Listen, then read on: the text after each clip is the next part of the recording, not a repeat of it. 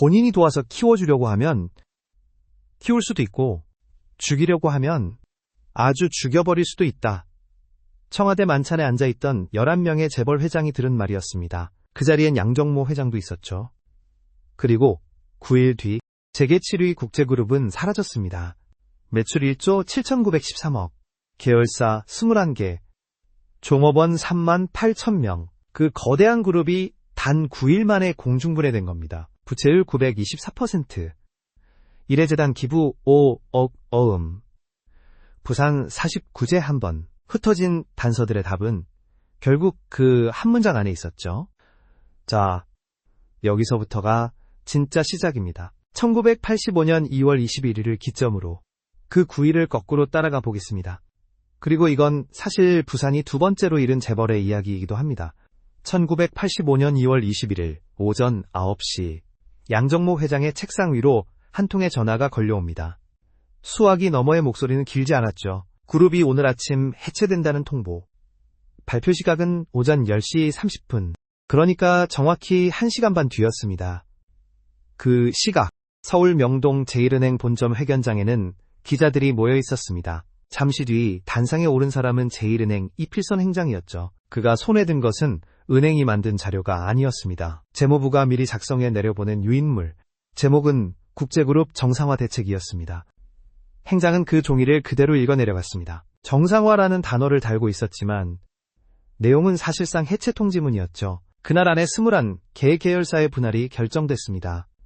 신발과 무역은 한일합섬으로, 건설은 극동건설로, 연합철강과 국제종합기계는 동국제강으로, 매출 1조 7,913억 원, 종업원 약 38,000명, 재계 7위였던 그룹이 그렇게 한나절 만에 인수자 명단으로 분해됩니다. 숫자로 보면 이렇습니다. 양정모 본인이 통보를 받은 시점은 발표 약 2시간 전. 일선 임원들은 라디오 뉴스를 통해 자기 회사가 사라졌다는 사실을 처음 알았다는 증언이 나옵니다. 기업의 자금이라는 것은 사람의 혈관과 같다고들 합니다. 그 혈관이 단 2시간 만에 끊긴 풍경이었습니다. 부산 범일동 정미소 한 칸에서 시작해 38년을 쌓아올린 그룹의 마지막 아침은 그렇게 한 통의 전화와 한 장의 유인물로 정리됐습니다. 회장은 아무데도 가지 못하고 자기 그룹이 기자회견장에서 분해되는 소리를 2시간 동안 듣고 있어야 했죠. 그렇다면 이 2시간 전의 통보 뒤에는 무엇이 있었을까요? 9일을 거꾸로 따라가 보면 가장 먼저 마주치는 건 한 번의 부재입니다. 해체 발표일로부터 정확히 9일 전 1985년 2월 12일 12대 국회의원 총선거가 치러집니다. 결과는 5공 권력자들도 예상치 못한 것이었죠. 창당한 지 25일밖에 되지 않은 신생야당 신민당이 지역구 50석에 전국구 17석을 더해 총 67석을 가져갑니다. 특히 대도시 결과가 5공 정권을 흔들어 놓습니다. 서울 14개 선거구, 광주, 인천, 대전, 그리고 부산 6개 선거구에서 신민당이 단 한 석의 예외도 없이 전원 당선됩니다. 항도 부산이 야당 일색으로 물든 그 풍경은 청와대 입장에서 그냥 두고 볼 수 있는 그림이 아니었죠. 문제는 그 직전이었습니다. 전두환 대통령이 직접 부산에 내려와 민정당 후보를 위한 유세를 펼치던 날, 통상이라면 그 자리에 반드시 있어야 할 사람이 있었습니다. 부산 상공회의소 회장이자 부산을 대표하는 향토재벌, 재계 7위 국제그룹의 총수 양정모 회장. 그런데 그날 양 회장의 자리는 비어 있었습니다. 막내 아들의 49제였죠. 자식을 먼저 떠나보낸 아버지가 마지막 49일을 지키러 간 자리였습니다. 당시 재계 인사들이 훗날 회고한 한마디가 있습니다. 내가 부산에 왔는데 코빼기도 안 보이네. 그 한마디로 양정모 회장은 그날 딱 찍혔다는 게 정설로 굳어집니다. 고작 한 번의 부재.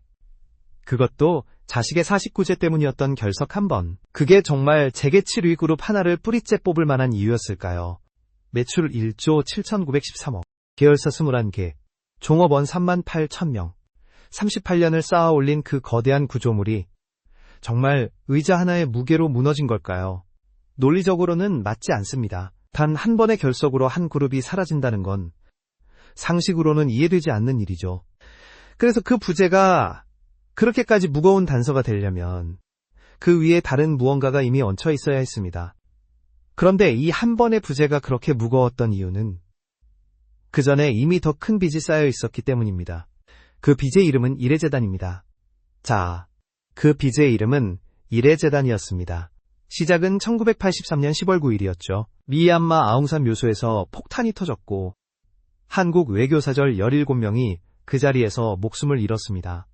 청와대 경호실장 장세동이 주도해 희생자 추모와 안보 연구를 명분으로 이레재단을 세웁니다. 1984년 3월부터 1987년 12월까지 4년 동안 56명의 재벌 총수가 이 재단에 돈을 냈죠. 모인 총액은 598억 5천만 원이었습니다. 당시 공무원 월급이 12만 원 안팎이던 시절이었으니 그 단위가 어느 정도였는지는 짐작이 가실 겁니다. 문제는 그 돈이 어떻게 모였느냐였습니다. 1988년 50 청문회에서 정주영 회장은 1차는 자발이었지만 2차와 3차는 정신적 강제성이 있었다고 시인했죠. 당시 재계엔 이런 유행어가 돌았습니다. 사업자가 길거리에서 강도를 만나면 가진 돈만 뺏기지만 정권을 잘못 만나면 그동안 번 돈과 앞으로 벌 돈까지 뺏긴다. 숫자로 보면 이렇습니다. 1위는 현대 정주영 회장 51억 5천만 원을 냈습니다. 쌍용 김석원 회장이 15억, 그 외에도 거액을 낸 총수들이 줄을 이었죠. 그런데 양정모 회장은 5억 원이었습니다. 그것도 현금이 아니라 어음으로 끊었죠. 정주영 51억 5천에 정확히 10분의 1. 그것도 종이 약속이었던 셈입니다. 심지어 양정모 회장은 이레재단 발기인 7명 중 1명이었습니다. 최순달, 정수창, 정주영, 구자경, 김우중, 최종현, 그리고 양정모. 재단을 처음 띄운 7명 안에 본인 이름이 박혀 있었는데 정작 모금에선 가장 인색한 축이었던 거죠. 청와대가 이걸 어떻게 받아들였을지는 굳이 설명하지 않아도 짐작이 가실 겁니다. 거기에 한 가지 숫자가 더 깔려 있었습니다. 부채율 924%. 동시기 열대 재벌 평균이 350% 수준이었으니 그 2배를 훌쩍 넘는 수치였죠. 정권 입장에선 넘어뜨릴 명분이 이미 장부 위에 적혀있던 셈입니다. 미운털과 부채율, 그 두 줄이 한 점에서 만나고 있었던 거죠. 그런데 그 어음 한 장이 진짜 도화선이었던 건 아니었습니다. 도화선은 더 위에 있었죠. 자, 이제 그 도화선을 직접 마주할 차례입니다. 1985년 어느 날 청와대 만찬에 30대 재벌 총수 11명이 모였습니다. 양정모 회장도 그 자리에 있었죠. 만찬이 무르익고 식탁의 한쪽 끝에서 전두환 대통령이 입을 엽니다. 본인이 기업을 도와서 키워주려고 하면 키울 수도 있고 죽이려고 하면 아주 죽여버릴 수도 있는 그런 힘이 있더라. 농담처럼 흘렀지만 그 자리에 누구도 농담으로 듣지 않았습니다. 식기 부딪히는 소리가 잠시 끊겼고 회장들은 고개를 들지 못했죠. 그 한 문장의 무게는 3년 뒤에 다시 확인됩니다. 1988년 11월 50 비리 청문회. 이미 그룹을 잃은 양정모 회장이 증인석에 섰습니다. 그가 만찬장의 그 발언을 그대로 증언으로 옮겼고 같은 청문회에서 현대그룹 정주영 회장은 이렇게 말합니다. 국제그룹이 해체되는 걸 지켜보고 정치자금 상납 액수를 2배로 올렸습니다. 한 회사를 가른 한마디가 시장 전체의 행동을 바꿔놓은 겁니다. 숫자로 보면 이렇습니다. 이레재단 발기인 7명 중 한 사람이었던 양정모는 5억을 어음으로 냈고 9일 뒤 그룹은 사라졌습니다. 같은 자리에서 그 광경을 본 정주영은 다음해 모금부터 액수를 2배로 올렸습니다. 1993년 7월 29일 헌법재판소는 89 헌마 3.1 사건에서 7대1로 위헌을 선언합니다. 권력은 그렇게 한 문장으로 한 회사를 지웠고 한 문장 때문에 다른 회사들의 지갑이 2배로 열렸습니다. 정주영 회장이 1988년 청문회에서 남긴 한 줄이 있습니다. 50의 부실기업 정리는 완전한 실패작이다. 부실정리라는 명분 위에 권력자의 사적 분노가 척추처럼 박혀 있었던 겁니다. 그런데 사실 부산은 이런 일을 처음 겪는 게 아니었습니다. 자, 사실 부산이 향토재벌을 잃은 건 이번이 처음이 아니었습니다. 시계를 5년만 더 거꾸로 돌려보겠습니다. 1980년 6월 신군부의 국가보위 비상대책위원회가 한 명의 이름을 호명합니다. 부산 영도에 본거지를 둔 동명목재 강석진 회장. 죄목은 부정축제 반사회적 기업인이었죠. 강 회장은 그 길로 2달 동안 불법 구금됩니다. 그리고 풀려나는 조건은 단 하나, 재산 포기각서에 서명하는 것이었습니다. 그런데 그때 동명목재의 재무는 어떤 상태였을까요? 숫자로 보면 이렇습니다. 자산 730억, 부채 530억, 200억이 남는 명백한 흑자였습니다.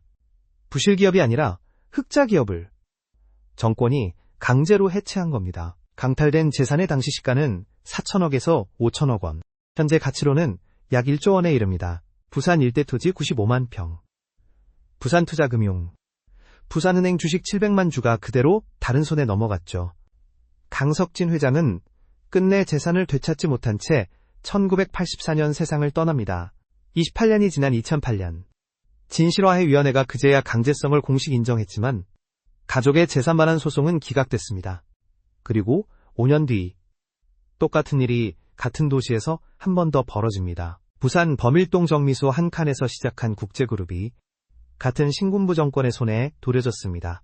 영도와 범일동, 동명목재와 국제그룹, 5년 간격으로 부산의 향토자본 2곳이 차례로 사라진 겁니다. 이 영상의 원형이 된 한 다큐멘터리 댓글에는 좋아요 600개를 넘긴 한 줄이 있습니다. 이래서 부산에 대기업이 없는 겁니다. 두 사건을 따로 보면 우연이지만 나란히 놓고 보면 패턴이 됩니다. 부실 정리가 아니라 향토자본 정리였습니다. 그렇다면 그렇게 도려진 재벌은 도대체 어떻게 그렇게까지 커졌던 걸까요? 도려진 그 거대한 그룹은 처음에 어떻게 시작했을까요?